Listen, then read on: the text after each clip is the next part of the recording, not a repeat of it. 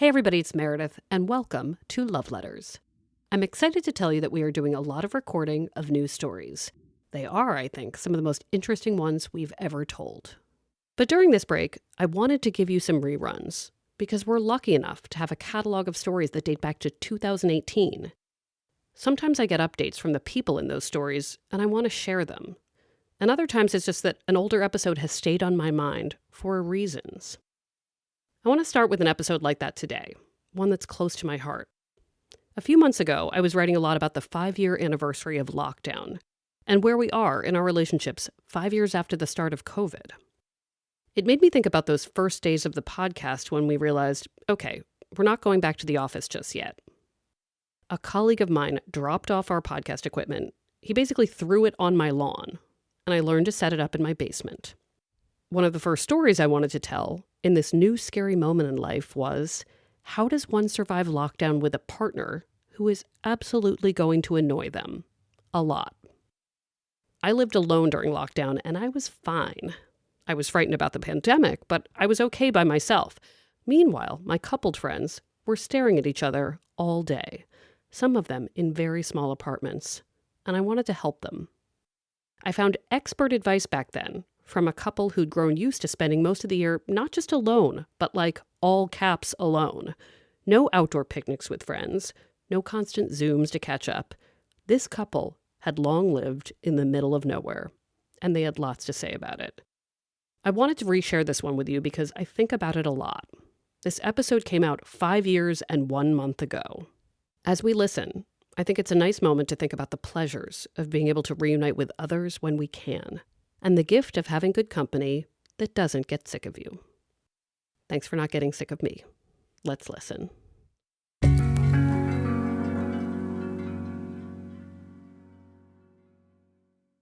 Kim Schryver was 18 and living in Salt Lake City when she and her friends decided to throw a party. We were just making a big old punch in this big old trash barrel, and we decided fruit would make it look more appealing. So I sent my friends to the store. Her friends came back from the Safeway with more than just fruit, though.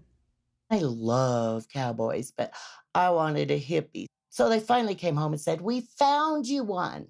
I mean, they invited him with in mind, that looks like what Kim's looking for. And this, in June 1978, was how Kim met Glenn. Little did she know just how much time they'd be spending together in the years ahead. We really didn't hit it off that well. I don't, to this day, don't get Glenn's sense of humor. It's the most infuriating thing, but I think that's what drew me to him. So maybe opposites really do attract. From the Boston Globe and PRX, this is Love Letters. I'm Meredith Goldstein.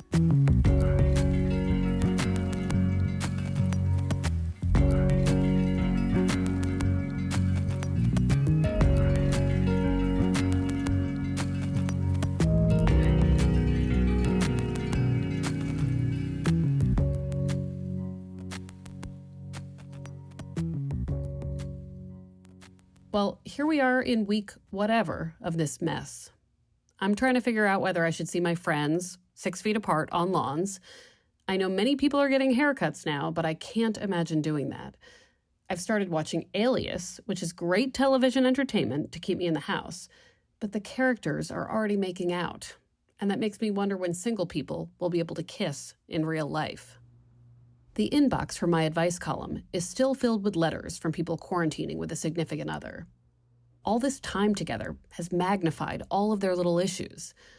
And I empathize because partnership was not designed for 100% isolation. Couples are supposed to be supported by community. They're not supposed to feel like they're on an island. But over the years, I have heard of couples who are good at this. Couples who've traveled on a boat together alone, or lived in remote places without it turning into The Shining. What can we learn from people who have figured out how to be good at seeing only each other? How do they do it? To answer this, I wanted to talk to this kind of couple. So I found Kim and Glenn Schryver.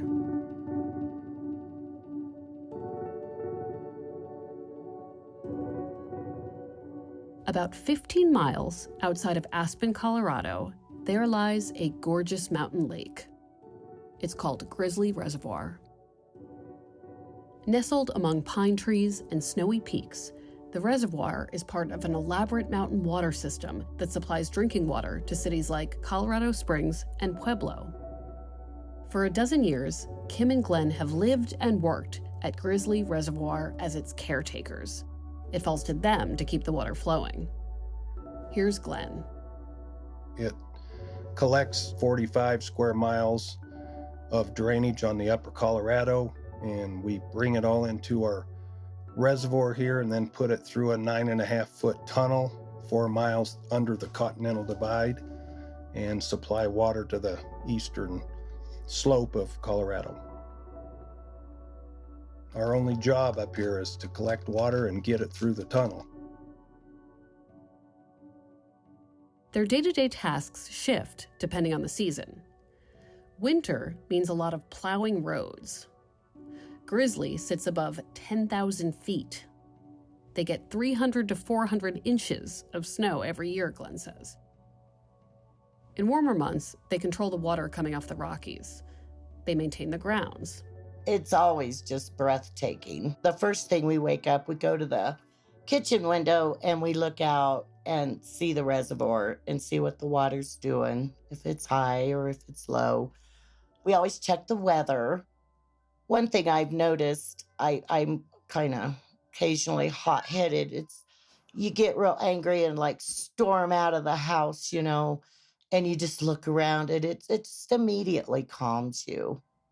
It's a blessed place to live, without a doubt.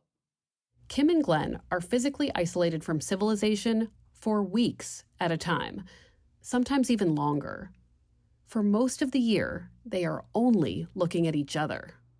In other words, they were into social distancing way before it was cool. I mean, as far as dealing with the isolation, we're just used to it, and it just seems normal to us.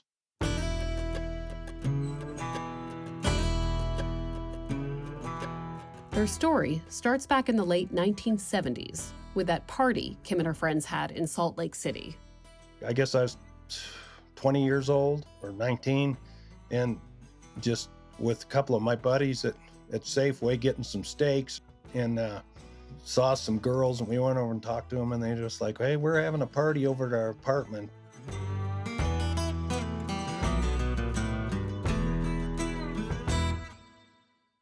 We went over there, and there was, 50 people there, and I saw Kim and was kind of smitten, and so like a party goes, it dwindled off and went on, and 3 o'clock in the morning, she and I were the only ones left there sitting in a hallway talking to each other, and that's how it all started.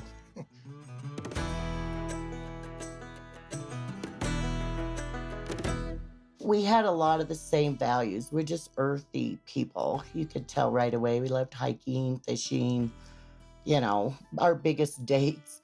At first, we're just, on his old beat up motorcycle, riding for hours and hours and exploring the mountains of Utah.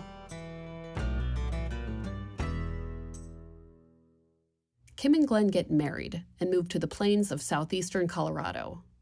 Glenn builds them a house. They raise 5 kids.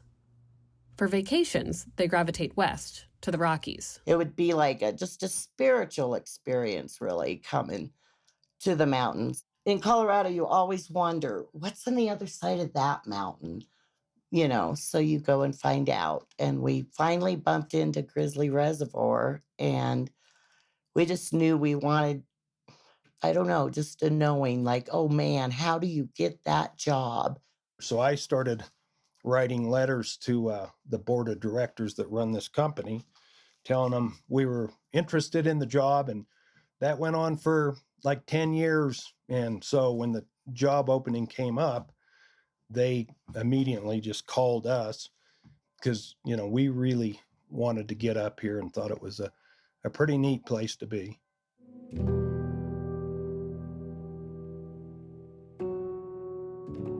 They still have one kid at home when they make the move, a son in 7th grade. But after he graduates from high school, It's just Kim and Glenn. No one else for miles. The nest is empty. It takes them 2.5 hours to pick up their mail. They have to generate their own power. And going to the store requires a lot of advanced planning. I was in the Colorado Springs yesterday, and I came back with $800 worth of groceries. So we kind of load up, and then the only hard thing is fresh stuff like lettuce and salad and that kind of stuff. But other than that, we're pretty much stocked for the summer. They do have internet, which they use to make phone calls. Kim can be on Facebook and stay connected to her children and 14 grandchildren. In the winter, they're able to drive out and visit the grandkids. And in summer, the grandkids can come to them. There's been a few times that we cannot get out of here. I mean, avalanches fall down and bury the road, and we're stuck here. For, 3 weeks last year, could not get out at all. How long do you normally go without seeing anyone apart from your wife? Like how many weeks? Our longest stretch that we actually don't see anybody is right now, is like through the end of April through maybe 3 weeks into June, because the tunnel, there'll be so much water running that we can't shut the tunnel off, so we can't go out that way. And we can drive down the canyon and go through a bunch of highway gates and things like that and get to Aspen, but that's kind of a pain. So actually, when they're not working, Kim and Glenn say, they garden, they snowmobile, they talk about family and politics. Glenn dabbles in painting. Kim likes to read. They build furniture. It's like their version of quarantine sourdough. You can bend willows into chairs and, love seats and things like tables. So we build kind of willow furniture. That's pretty fun to do, and kept us busy. My husband can make anything out of wood, from a house to a spoon. It's just amazing.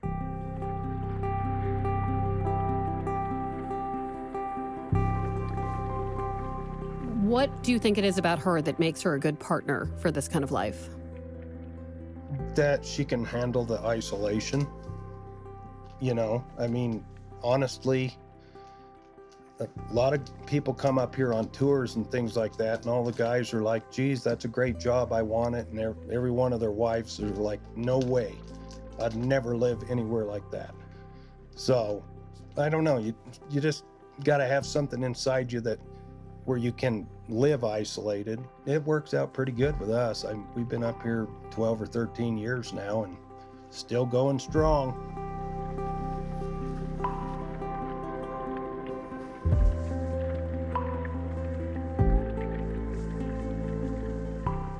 Kim and Glenn are different, though. Both say Kim is far more social and outgoing. When we used to live in sort of civilization and stuff, and we'd go to a company party or something like that, I'd either be like a stick in the mud unless I was pretty drunk, then maybe I'd talk some or get around or whatever. But other than that, I just am fairly antisocial, and that's not how Kim is, so. Now, fast forward through the commercials when you tape a show is the worst thing that ever happened to me, because I'm a talker and Glenn's really not. So usually, in the evening when we're tired, it's like you throw all those little things in on the commercial. Well, now he fast forwards through the commercial. So that to me is a nice way to say, quit talking so much. They've had to learn how to be alone together and how to be apart when they need space. You don't leave the house to go to work and see your spouse at the end of the day. We're working together. Some days it just a break is good. But then even if the break's too long, it's like, no, I don't like it. I mean, we truly have an advantage over each other. There's no doubt, because he knows every button. Some of them he's even swore, I'll never push that button again. And I've sworn, okay, yeah, that's enough. I'll never, but we do, So, what can Kim and Glenn teach us about how to be alone, but as a couple? We'll be back with that after a short break.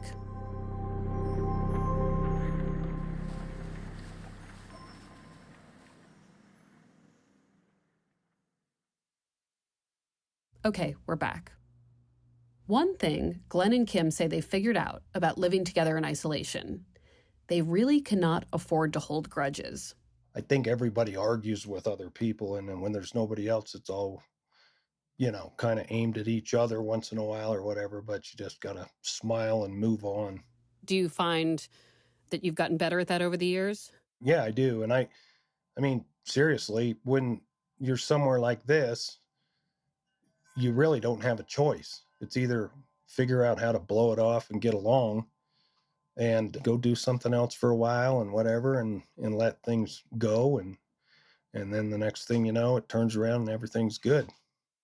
Up here, the worst thing is if you get stuck on a disagreement between you two, you don't go off to your office and, talk to your girlfriends, or he doesn't go off and be away from you for a while.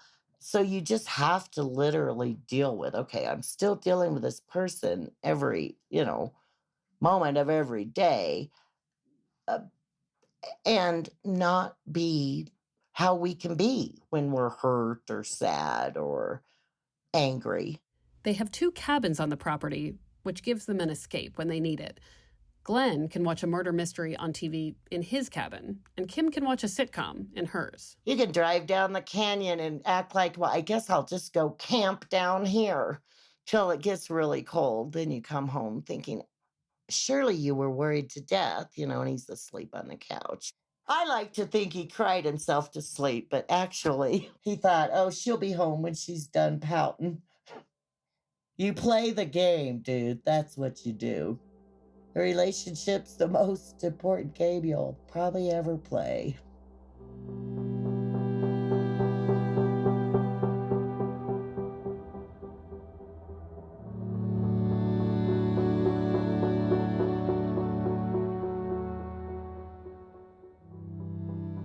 Kim's wisdom here, I think, is particularly relevant to many couples today who may be spending way more time together than they ever have.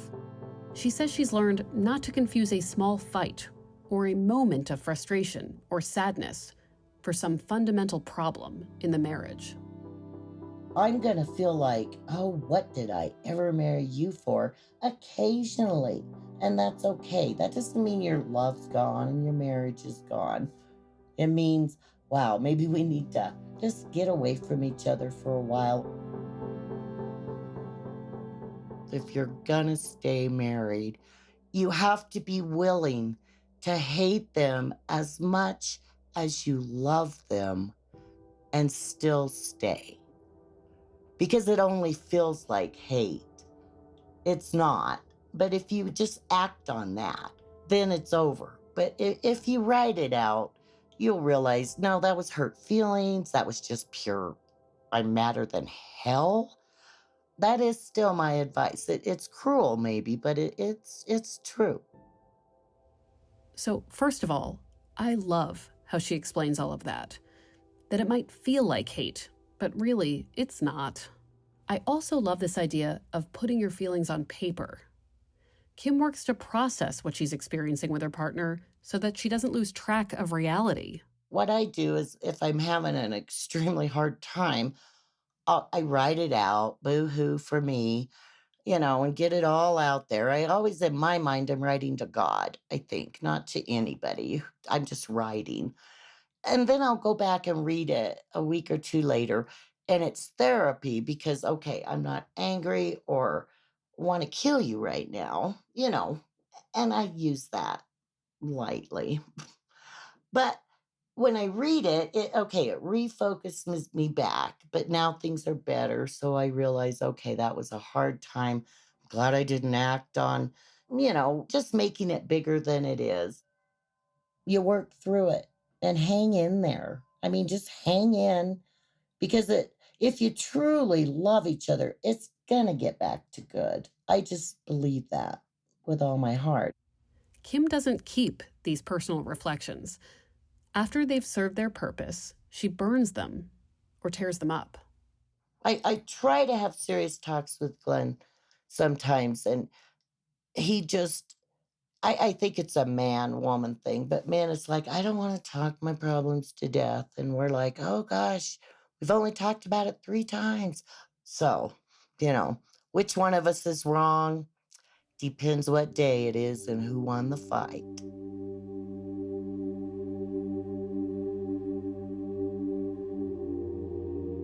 Me and Glenn are devoted to each other, I think, and we've been through so much together. Raising 5 kids alone, that is in itself, those teenager years are just what they say. And we've liked the same things. We're very compatible. Glenn and Kim are both in their early 60s. I asked them how long they want to do this job and how long they could stay isolated. The last 2 guys died up here, more or less. I mean, they were still working here and had heart attacks and things. So that's kind of been our plan. We really don't have a plan after this. I mean, I know we have to make one of these years, but for now, we're happy and it's good and we love this lifestyle. And I don't know, being up in the mountains like this where it's peace and quiet and fresh air and all that, I can't imagine doing anything else. This summer, Kim and Glenn are celebrating their 40th anniversary. It's worked for us, for 40 years. It hasn't all been marvelous, but I wouldn't give it up, for anything.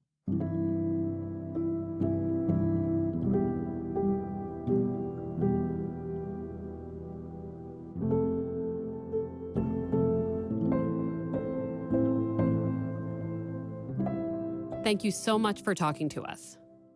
Thanks. It was my pleasure. Well, it's been fun talking with you, Meredith. I hope everybody's doing great out there through this COVID. Keep your relationships together because you don't want to look back and realize one of the saddest things to America has took you away from the person you love the most.